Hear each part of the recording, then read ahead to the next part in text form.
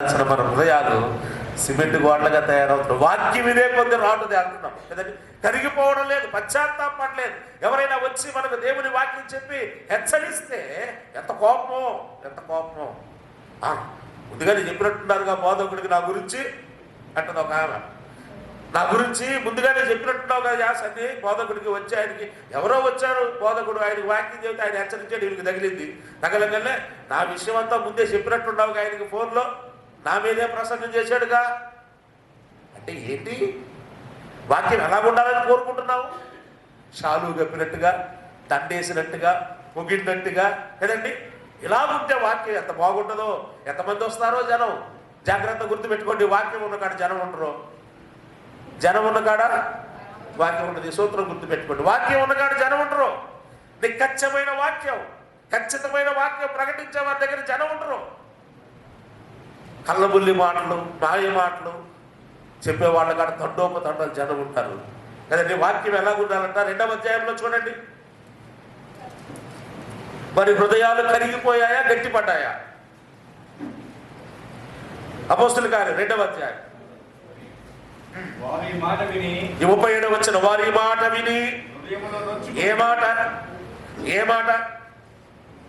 మీరు సిలువ వేసిన యేసు. ఈ మాట విన్నారు, గుండెలు కరిగిపోయారు. అయ్యా మేమెప్పుడు వేసామంటే మీ పాపమే కదా ఆయన సిలువ వేసింది.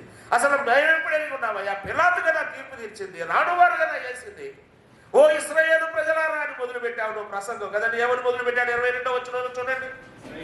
ఇశ్రాయేలు వాళ్ళారా నా మాట వినుడి. ఇప్పుడు 36 కంటిన్యూ చేయండి. మీరు సిలువ వేసిన యేసు. మీరు సిలువ వేశారు. ఓ ఇశ్రాయేలు 12 గోత్రాల ప్రజలారా వినండి, మీరు సిలువ వేసిన యేసు. గుండెలు పగిలిపోయాయి వాళ్ళకి. మేము ఎప్పుడు వేసామయ్యా అంటే మేము కాదు కదా ఆయన వేసింది. ఈరోజు కూడా అదే అనుకుంటున్నాం, మనం కాదు కదా ఆయన సిలువ వేసింది. ఎప్పుడో 2000 సంవత్సరాల కిందట వాళ్ళు ఎవరో కదా రోమా ప్రభుత్వం వారు, రాను వారు కదా సిలువ వేసింది అనుకుంటున్నాం కదా. ఆనాటి యూదులే నిన్ను చంపిరనుకొంటి,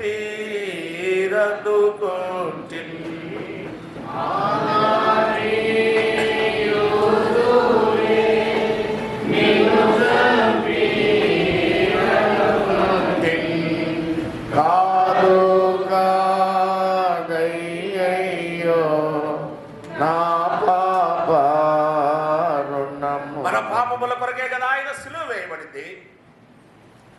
ఆ మాట ఎప్పుడైతే విన్నారో ఏం చేశారంటే వారు హృదయములో నొచ్చుకునే బోధ కావాలండి. బోధ ఉంటే సంఘాల క్షేమ. నొచ్చుకునే బోధ వద్దు, ఇప్పుడు మెచ్చుకునే బోధ కావాలి. ఏ బోధ కావాలి? మెచ్చుకోవాలి. అంత దూరం నుంచి వచ్చిన నన్ను బలి మెచ్చుకున్నానండి, దానివల్ల నీకే ప్రయోజనం ఉండదు, సంఘానికి క్షేమం ఉండదు. నొచ్చుకునే బోధ కావాలి. అందుకే దేవుడు సంఘాన్ని ఏర్పాటు చేసి సంఘములో నిన్ను నన్ను చేర్చాడు. ప్రియులారా, సంఘము 3 భాగాలుగా మనం చెప్పుకోవచ్చు. సార్వత్రిక సంఘం, ఇది కనబడుద్దా కంటికి? సార్వత్రిక సంఘము కంటికి కనబడేది కాదు. యూదయ సమరయ గలిలయ దేశంలో అంతటా ఉంటుంది. ఇది సార్వత్రిక సంఘము ఒక స్థలములో ఉండేది కాదు, ఇది అంతటా ఉండే స్థలం. ఈ భూమి మీద రక్షించబడిన విశ్వాసులు అందరూ కలిస్తే ఒక సంఘం. అదేంటి?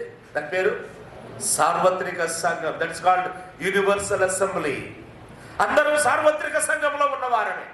కానీ అవసరాన్ని బట్టి, పరిస్థితులను బట్టి, వెసులుబాటును బట్టి మనము స్థానిక సంఘాలుగా కూడుకుంటున్నాం. ఇప్పుడు తిరుపతిలో ఎన్నో సంఘాల నుండి వచ్చారు. ఒకే పట్టణమైన చాలా సంఘాల నుండి వచ్చారు. వెసులుబాటును బట్టి, అవసరతను బట్టి, మన అనుకూలతను బట్టి స్థానిక సంఘాలుగా మనం కూడుకుంటున్నాము.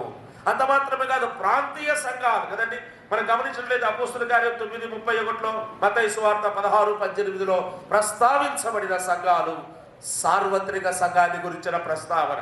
ఆ తర్వాత స్థానిక సంఘాన్ని గురించి 1 కొరింథీయులకు రాసిన పత్రిక 1వ అధ్యాయం 1వ వచనంలో కొరింథీలో ఉన్న పరిశుద్ధులకు అంటాడు కదండి. అంటే దాని అర్థం కొరింథీలో ఉన్న సంఘము, అది స్థానిక సంఘం. కొలస్సీలో ఉంది సంఘం, కొరింథీలో ఉంది, రోమాలో ఉంది, ఎఫెసులో ఉంది. ఇవి స్థానిక సంఘాలుగా అప్పుడే ఉన్నాయి. అంత మాత్రమే కాదు, ప్రాంతీయ సంఘాలు కూడా ఉంటాయి. చూడండి 1 కొరింథీయులకు రాసిన పత్రిక 16వ అధ్యాయం 33వ వచనం. 16:33 14:33 ఐఎమ్ సారీ. అలాగే పరిశుద్ధుల సంఘములన్నిటిలో చూడండి అక్కడ, అలాగే పరిశుద్ధుల సంఘములన్నిటిలో దేవుడు సమాధానమునకు కర్త గాని అల్లరికి కర్త. పరిశుద్ధుల సంఘములన్నిటిలో అన్నాడు. అంటే ప్రాంతీయంగా ఉండే, పరిశుద్ధులుగా కూడుకునే ప్రాంతీయంగా ఉండే సంఘాల మధ్య ఏముండాలి చెప్పండి? సంఘాల మధ్య సమాధానం ఉండదు. ఒక్కోసారి సంఘాలలో సమాధానం ఉండదు. రెండవది సంఘాల మధ్య సమాధానం. వాళ్ళు మీటింగ్స్కి మేము ఎందుకు వస్తాం? మా మీటింగ్స్కి వచ్చారు వాళ్ళు కదండి. సమాధానం ఉంటే నిండిపోవాలి. ఇక్కడ తిరుపతిలో ఉన్న సంఘాలకి నిండిపోవాలి. అక్కడ అంటున్నాడు చూడండి, ఆ మాట మనం నేర్చుకోవాల్సిన మాట. చదవండి అది. అలాగే పరిశుద్ధుల సంఘములన్నిటిలో దేవుడు ప్రాంతీయ సంఘాలుగా ఉన్న వాళ్ళ మనం నేర్చుకుందాం. నాయకులు మన ప్రాంతీయ సంఘాలను వారి కేంద్రాలుగా చేసుకుని విడదీస్తున్నారు పిల్లరా. ఇది గమనించుకోవాలి మనం. నాయకులు అనబడిన వారు, బోధకులు అనబడిన వారు ప్రాంతీయంగా ఉండే సంఘాలను కలవనీయడం లేదు. వాళ్ళు బాగానే కలుస్తారు, అనేక స్థలాల్లో వాళ్ళు బాగానే కలుస్తారు, కానీ ప్రాంతీయంగా సంఘాలను విడదీస్తున్నారు. దేవుడు అంటున్నాడు, దేవుడు సమాధానానికి కర్త. ఎక్కడ ఉండాలి సమాధానం? నా హృదయంలో ఉందండి, నా స్థానిక సంఘంలో నేను సమాధానం కాదు. పరిశుద్ధుల సంఘాల మధ్య కూడా సమాధానం ఉండాలి. ఒకసారి మనం ఆలోచన చేసుకుందాం ప్రియులారా. సంఘములు ప్రాంతీయ స్థానిక సంఘాలు అంటాడు. అలాగే గలతీ 1:1 చదవండి. గలతీ 1:1. ఆ తర్వాత అపోస్తుల కార్యం, ముందు అపోస్తుల కార్యం 16వ అధ్యాయం 5వ వచనం కూడా ఒక మాట చదువుకొని అక్కడికి వెళ్దాం. 16:5. కనుక సంఘములు విశ్వాసమందు స్థిరపడి అనుదినము లెక్కకు విస్తరించు. సంఘము విస్తరించబడాలి. సంఘాలు కూడా, తిరుపతిలో ఎన్ని సంఘాలు ఉన్నాయో నాకు తెలియదు, ఇంకా ఎక్కువ అగునుగాక. ఏం పర్వాలేదు. ఒకే చోట కేంద్రంగా ఉండాలి అని పుణ్యక్షేత్రాలు చేయాలనుకుంటే దేవుడు చెదరగొట్టాడు. యెరూషలేములో 12 గోత్రాల వారే ఎక్కడికి లేదు. యెరూషలేము వస్తే ఆరాధన చేస్తేనే చేసినట్లు, అది లేదన్నారు. వెంటనే అంత్యోకయలో దేవుడు తీసుకొని వచ్చాడు. ఎవరు ముందు క్రైస్తవులు అనబడ్డారు? అంత్యోకయలో వారు.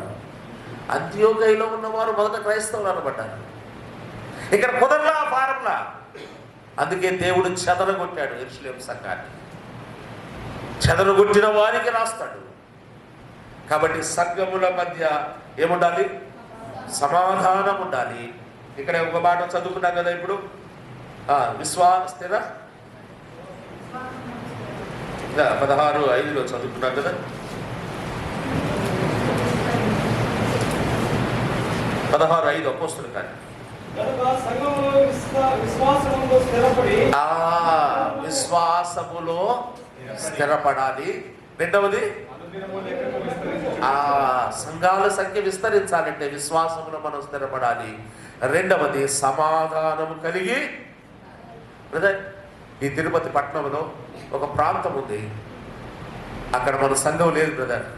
మనమందరం కలిసి అక్కడ పని చేద్దాం. దానికంటే ముందు మనం కలిసి ఒక చోట మోకరిద్దాం. ఆ పట్టణం కొరకు లేదా ఆ ప్రాంతం కొరకు, ఆ ప్రాంతంలో ఉన్న ప్రజల కొరకు మనం ప్రార్థన చేద్దామని ప్రభు సన్నిధిలో అందరూ ఏకమై సమాధానం కలిగి ప్రార్థన చేసి అందరూ కలిసి వెళ్ళి ప్రయత్నం చేస్తే అక్కడ ఒక సంఘాన్ని ఇస్తాడు దేవుడు. అక్కడ పరిచర్యలు ఇస్తాడు, పరిచర్యలు విస్తరింపజేస్తాడు. ప్రాంతీయ సంఘములు గలతీ 1:1 కూడా దానికి ఆధారం ఉంది చూడండి. మనుషుల మూలముగానైనను, ఏ మనుషుల వలనైనను కాక యేసుక్రీస్తు వలన అపోస్తలుడుగా నియమింపబడిన పౌలును నేను నాతో కూడా ఉన్న సహోదరులందరితో గలతీలో ఉన్న సంఘములకు శుభమని. గలతీలో ఉన్న సంఘములకు బహువచనమా ఏకవచనమా? చాలా మంది గలతీ సంఘం అంటారు. గలతీ అనేది ఒక సంఘం కాదు. గలతీయ అంటే గలిలయ సముద్ర తీరములో ఉన్న సంఘాలన్నింటినీ గలతీ సంఘాలు అంటారు. గలతీయలో ఉన్న సంఘములు, గలతీ అనేది ఒక సంఘం కాదు, గుర్తుపెట్టుకోండి. గలతీ సంఘం ఏమేమి సంఘాలు ఉన్నాయి చెప్పండి? మాసిదోనియా, కప్పదోకియా, ఆసియా, బితునియా, గుర్తున్నాయి పేర్లు? అవన్నీ గలతీ ప్రాంతములో ఉన్న సంఘాలు. స్థానిక సంఘాలుగా, ప్రాంతీయ సంఘాలుగా, సార్వత్రిక సంఘంగా సంఘాలు క్షేమాభివృద్ధి చెందాలి, సంఘాలు విస్తరించాలి. ఒక చిన్న మాట చెప్తాను నా ధ్యానంలో. సంఘములో విశ్వాసులు చేర్చబడాలి, తీసుకొచ్చి పెట్టడం కాదు. ఏం చేయాలి? విశ్వాసులు సంఘములో చేర్చబడాలి. సంఘము విస్తరించాలి అంటే ఏం చేయాలి? విశ్వాసులు తెచ్చుకోవడం కాదు. ఆ సంఘానికి వెళ్ళేవాళ్ళు మా బంధువులు 2 ఫ్యామిలీస్ ఉన్నాయండి ఆడ. మేము ఇక్కడ కొత్తగా సంఘం పెట్టేవాడి ఈ ఏరియాలో. ఆ సంఘంలో మా రిలేటివ్స్ 2 ఉన్నారు, 2 కుటుంబాలు. ఈ సంఘంలో మా మిస్సెస్ వాళ్ళ బంధువులు 2 కుటుంబాలు ఉన్నాయి. ఆ సంఘంలో మనకు పరిచయస్తులు ఉన్నారు. అక్కడ వాళ్ళని లాగి ఒక సంఘం పెట్టడం కాదు. ఎవరు చేర్చాలి సంఘంలో విశ్వాసుల్ని? నువ్వు చేరుస్తావా? చేర్చే రైట్ ఎవరికి చెప్పండి. ఆయన సంఘం అది. ఆయన స్వరత్నం నుంచి సంపాదించిన ఆయన సంఘములో నువ్వు నేను చేర్చే రైట్ లేదు. నువ్వు నేను చేరితే వాడిని నరకానికి చేరుస్తావు. ఆఖరికి వాడు నేను సంఘంలో చేర్చావా నువ్వు నేను, వాడు ఆఖరికి ఎక్కడికి వెళ్తాడు? నరకానికి చేర్చినట్టే. యేసుక్రీస్తు 2వ రాకడలో వచ్చినప్పుడు ఎత్తబడే సంఘంలో వారు ఉండరు. లేదా నువ్వు చేరిస్తే ఉపయోగం లేదు. ఎవరు చేర్చాలి? చూడండి 2వ అధ్యాయానికి రండి.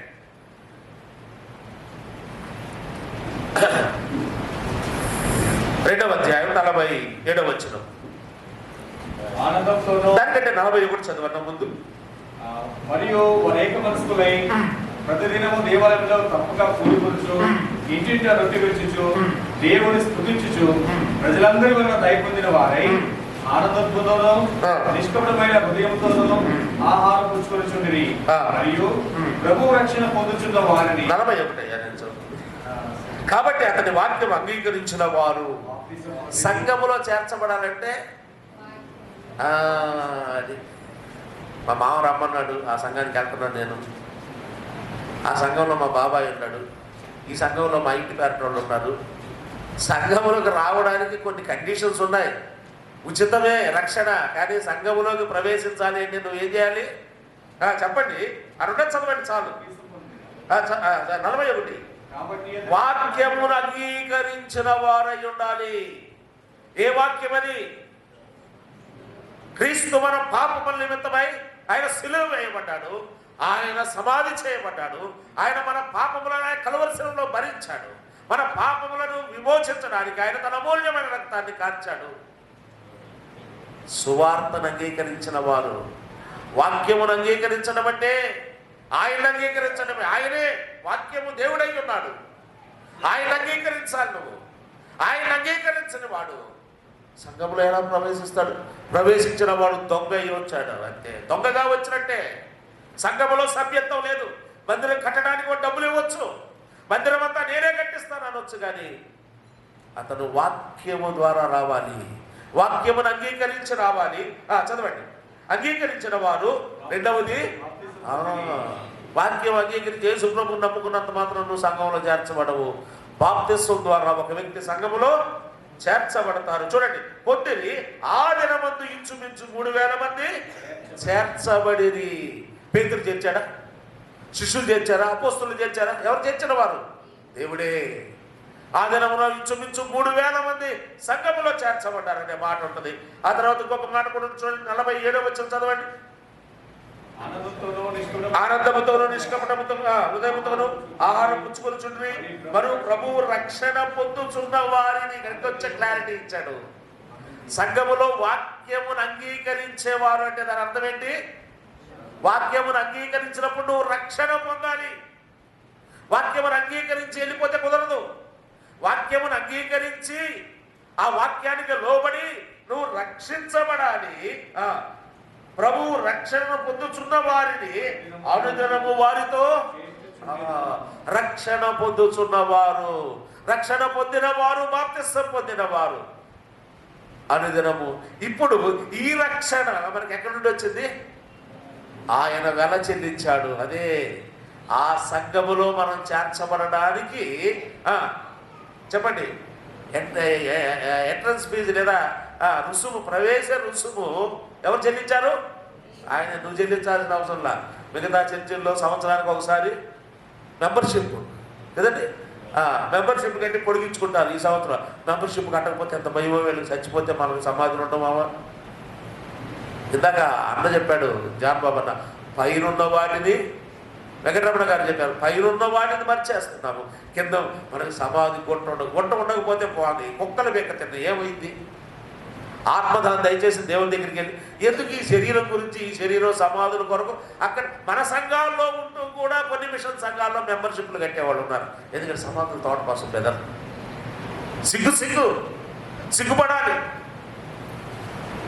సంఘములో చేర్చబడ్డారు. చేర్చబడడానికి ఆయనే ముఖ్యుడిగా మనం చూస్తున్నాం కదండి. చేర్చబడ్డారు. చేర్చబడిన వారు సంఘములో ఉండి ఏం చేయాలి? చేర్చబడిన వారు సంఘములో ఉండి ఏం చేయాలి? పెద్దల సంగతి మధ్యాహ్నం చూద్దాం.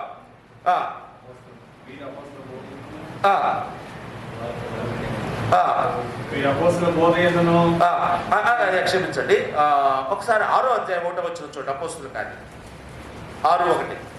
ఆ దినములలో అనుదిన పరిచర్యలో శిష్యుల సంఖ్య విస్తరిస్తుంది. సంఘము విస్తరిస్తూ ఉంది. సంఘములో శిష్యుల సంఖ్య, సభ్యుల సంఖ్య కాదు సుమా, సభ్యుల సంఖ్య కాదు. ఏ సంఖ్య విస్తరించాలి?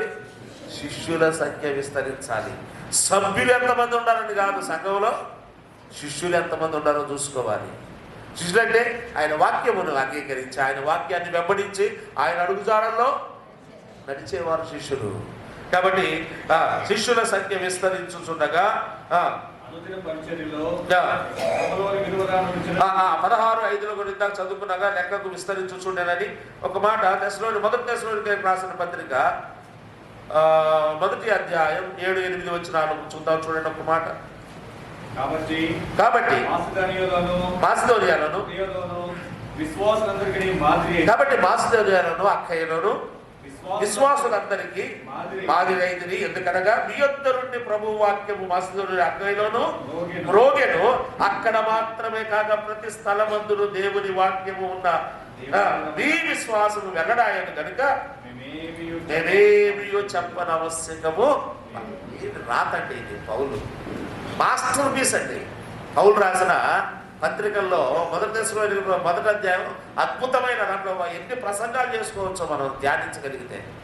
మేము ఇంకా ఏమి చెప్పాల్సిన అవసరం. కొరింథీ సంఘానికి రాస్తూ ఇది చెప్పాడండి. ఎన్ని అవకతవకలు ఉన్నాయి ఆ సంఘంలో. ఇప్పుడు సీనియర్ మోస్ట్ సంఘం ఏదండి? కొరింథీ సంఘం, తెస్సలోనికై సంఘం. ఈ పత్రిక, మొదటి పత్రిక తెస్సలోనికై సంఘానికి రాసేటప్పుడు తెస్సలోనికై సంఘం ఏర్పడి కేవలం 2 సంవత్సరాలే. మీకు మేమేమి చెప్పనవశ్యకము. ఏమి సర్టిఫికెట్ అండి పౌలు ద్వారా ఈ సంఘం ఏంటి? ఎందుకంట వాళ్ళు ఏం చేస్తున్నారు? కాబట్టి మాసిదోనియ అక్కయ్యలోను విశ్వాసులందరికీ తర్వాత బోధించడం, తర్వాత వారి ముందు సంఘములో విశ్వాసులకు మాదిరిగా ఉండు ఆయన. విశ్వాసులకు మనం సంఘములో మాదిరిగా ఉండాలి. మాదిరిగా ఉన్నారు. ఎందుకనగా మీ యొద్ద నుండి ప్రభు వాక్యము అక్కడే ఆగిపోలేదు. వాక్యం కదండి. మన సంఘములో ఎంతమంది రక్షించబడ్డారంటే సంఘం వాక్యం మన దగ్గరకు వచ్చిందా లేదా? మన దగ్గరకు వచ్చిన వాక్యాన్ని ఏం చేస్తున్నాం? ఉన్నాయి కదా, 1, 2, 3, 4, 5, 6, 7, 8, 10 కిటికీలు, 9 కిటికీలు ఉన్నాయి. దాంతో 10 ఒక డోరు వేసి బంధించి పారేస్తున్నాం. వాక్యము బంధించబడడానికి వీలు. వాక్యం వెళ్ళాలి, మ్రోగాలి, మారు మ్రోగాలి. తెస్సలోనికై సంఘం ఏర్పడి 2 సంవత్సరాలే. కానీ వాళ్ళు ఏం చేశారంట? మాసిదోనియ అక్కయ్యలోను విశ్వాసులందరికీ ఏం మాట అండి, విశ్వాసులకు మాదిరిగా ఉన్నారంట. పౌలు అంటాడు, మీకు ఇంకా నేను ఏం చెప్పాల్సిన అవసరం లేదు, మీరు అలాగే జీవిస్తున్నారు ప్రభు కొరకు. విశ్వాసులకు మాదిరిగా ఉన్నారు ఒక పక్క. రెండవది చదవండి. మీ యొద్ద నుండి మాదిరిగా ఉన్నారు. మీ యొద్ద నుండి ప్రభు వాక్యము బయలు వెళ్ళింది బయటికి. వాక్యం మనలో నుండి బయటికి వెళ్ళాలి. మనం బయటికి తీసుకొని వెళ్ళాలి వాక్యాన్ని. సువార్త ప్రకటించే వారంగా ఉండాలి. ఆ వాక్యము బయలు వెళ్ళింది మీ యొద్ద నుండి. మాసిదోనియ అక్కయ్యలోను మ్రోగెను. ప్రకటించబడింది కాదు, మ్రోగిందంట. ఆ పదం చూడండి. ఎంతగా ప్రయాసపడ్డారు తెస్సలోనికై సంఘస్థులు. సంఘము దేవుని సువార్త ప్రకటించే సంఘంగా ఉండాలి. సంఘము జమ లెక్కలు చేసుకోవడానికి కాదండి. కదండి. అకౌంట్ బుక్కులు పెట్టుకొని ఎంత వచ్చింది, ఎంత ఖర్చు అయింది కదండి. జమా లెక్కలు కాదండి సంఘం, అది చార్టెడ్ అకౌంటెంట్ చూసుకుంటాడు. మనకి కావాల్సిన లెక్క ఏంటి? దేవుడి పరలోకం బాగుందే బ్రదర్, మీ సంఘంలో మిస్పా సంఘంలో ఎంత బ్యాలెన్స్ ఉందని అడుగుతాడా?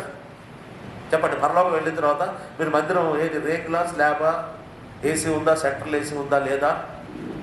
ఈ మధ్య ఒక ఆయన మన బ్రదర్ అసెంబ్లీస్ పేరు ఎందుకు లేండి, ఊరి పేరు, బ్రదర్ మొత్తం సెంట్రల్ ఏసీ చేయించి శుభ్రంగా పడుకొని పోతారు. ఏసీ లేకపోతే వడగాలు పడుతుంటేనే వాకింగ్ చేస్తుంటే నిద్రపోతారు. ఇక నువ్వు సెంట్రల్ ఏసీ చేయిస్తే ఇచ్చకూడదు, ఫెసిలిటీస్ వాడుకోకూడదని కాదు. సంఘములో దేనికి ప్రాధాన్యత ఇవ్వాలో దానికి ప్రాధాన్యత ఇవ్వకపోతే సంఘాలు విస్తరించబడవు, సంఘాలు క్షేమాభివృద్ధి చెందవు. పిల్లారా, వాక్యము ద్వారానే విస్తరించబడాలి, వాక్యము ద్వారా క్షేమాభివృద్ధి చెందాలి. మాసిదోనియాలోను అక్కయ్యలోను దేవుని వాక్యము మృగోగ్యను అక్కడ మాత్రమే కాకుండా ప్రతి స్థలమందును దేవుని ఎడల ఉన్న మీ విశ్వాసము వెల్లడాయనగా మేమేమి చెప్పనవసరము.